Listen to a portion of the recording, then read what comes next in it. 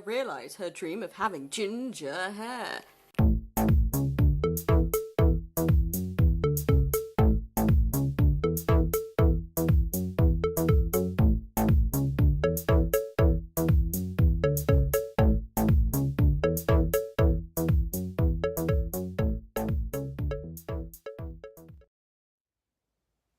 I am significantly more ginger than I was. Result. I've just found the stupidest thing. So stupidly funny. And I feel... So, there's this thing where politicians like to go to schools and hang out with really unimpressed kids. You'll remember, like, the meme-tastic one when Theresa May went to school and when David Cameron went to school. And, like, obviously, we don't have context for the, like, wider context for these pictures. And, like, we don't know what was going on or what was being said or why the kid is face-planting the table with old Davy C. Or why Theresa looks so disgusted by state school children. We will never know. But today, imagine my pure delight when I think I'm just gonna scroll through Twitter and I see Jeremy Corbyn visiting a school, and instead of kids face planting the table or him looking at them in utter revulsion, there is a video clip of him baking cakes with these kids and chatting to them about jam. And I just, like, that's the purest thing I've seen all week. It really tickled me. Like, I'm gonna find this video.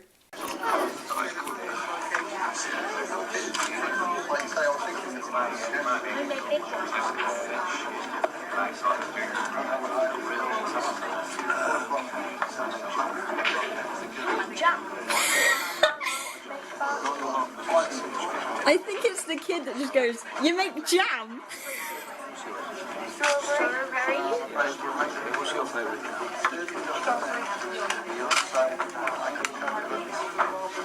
What do you want, my friend?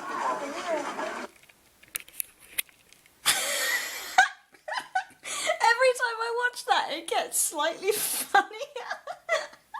He makes blackberry and apple jam. Yeah, I think the first time when I watched that, it was the incredulous girl that just went, "You make jam?" Like, obviously she's been told the leader of the Labour Party is coming in to make cakes, and she's been like, alright. And then she finds out that he makes jam. Also, the great thing about this is that I saw it on Twitter because I follow Jeremy Corbyn. Fight me. He tweeted this video with "nice kids, terrible taste in jam," which is... I don't even know why this is funny, but it's the best thing that's happened to me today, so deal with it. Look who's here. Surprise!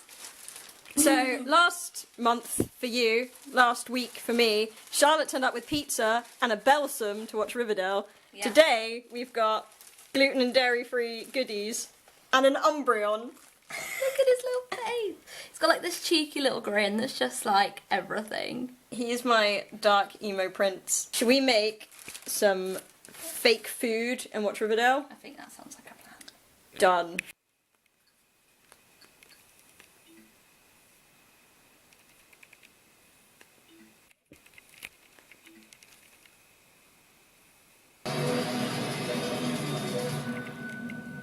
It's a beautiful day for a solo road trip. We're going to Bristol, which, if you know me, you know isn't really that much of an adventure. I live like an hour and a bit away from Bristol. But we're going to go to Bristol today. We're going to go and check out their central library. I am on a work-related mission.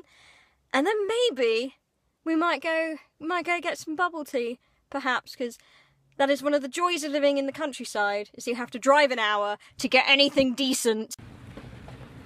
This is College Green, which you might recognise from Skins.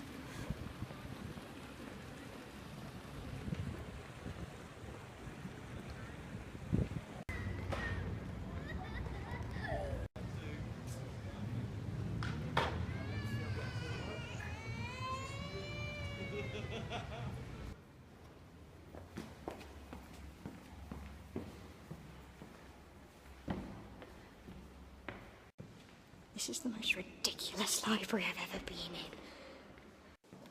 This is the best library ever. Well done, Marvin Rees, well done. The library has a marble staircase, this is just ridiculous.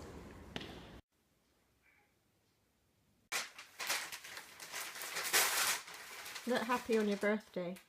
Pardon? Look happy on your birthday.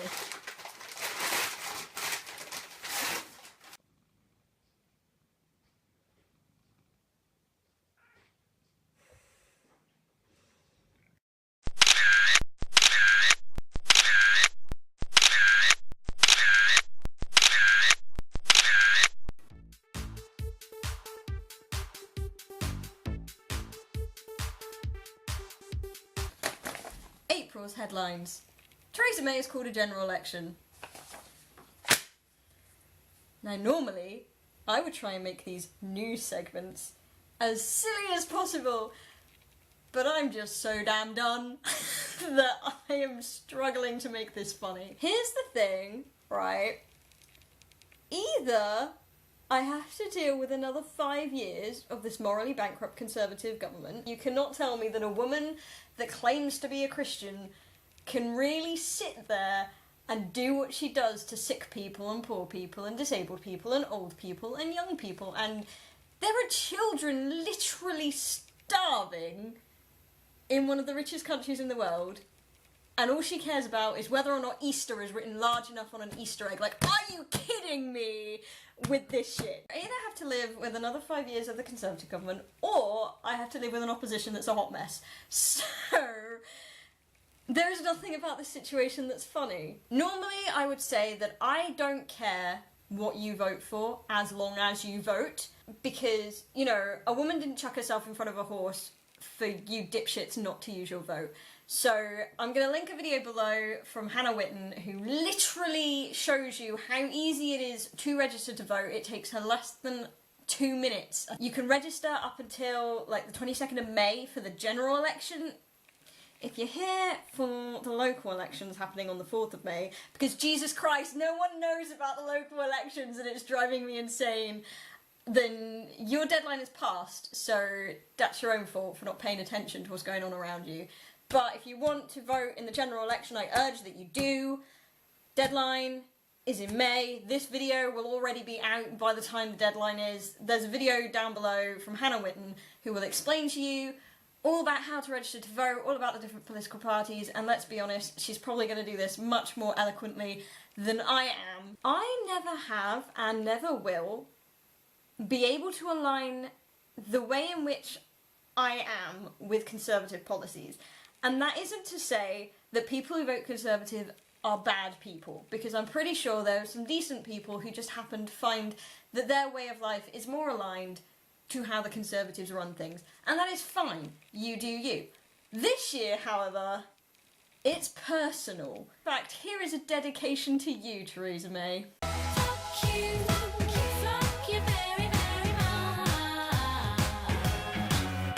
You do you, I'll do me, whatever. You want to go vote Conservative, at least you're voting, I suppose.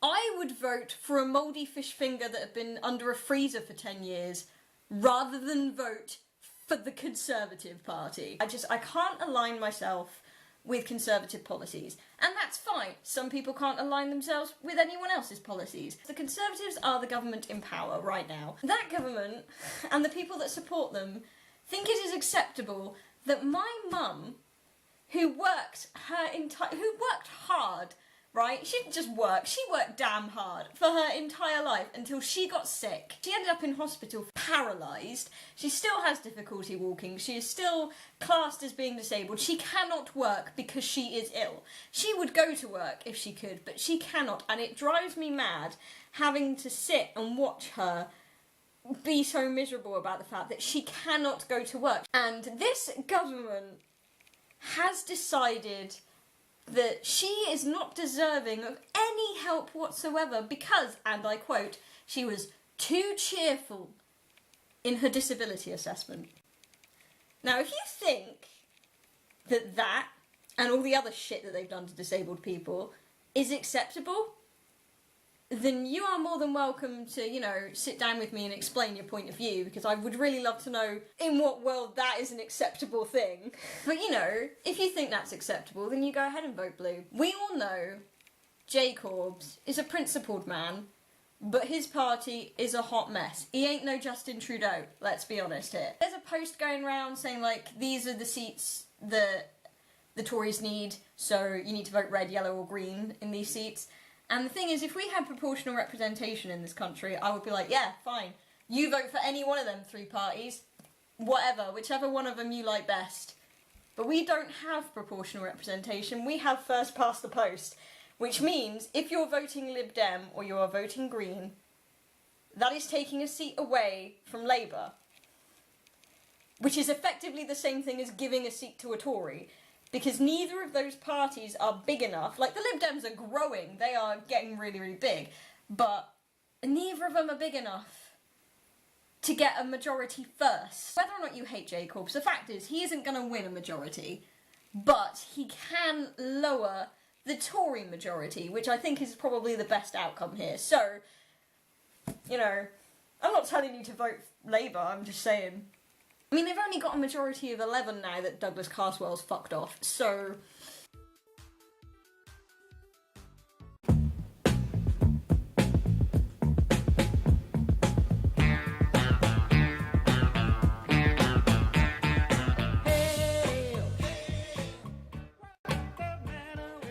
Guess who has 2 thumbs and tickets to see Guardians of the Galaxy this evening?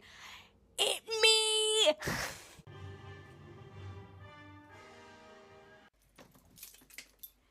Right, I'm back from Guardians of the Galaxy, Volume 2. Golly wee, that was fun. The first one was better, but that was a fun film. The only thing I will say that impeded my enjoyment was the fact that I was surrounded by lads, and I don't mean like, oh, just jolly chipper young men, I mean like lads. And there's something about being surrounded by a group of white dudes that just makes you a little bit on edge, you know? But other than them generally being lads, that was a good film, that was fun. I now need to purchase every single bit of group merchandise I can find, because that little thing, he's so cute. Yeah, Guardians. Good, fun. Go see it.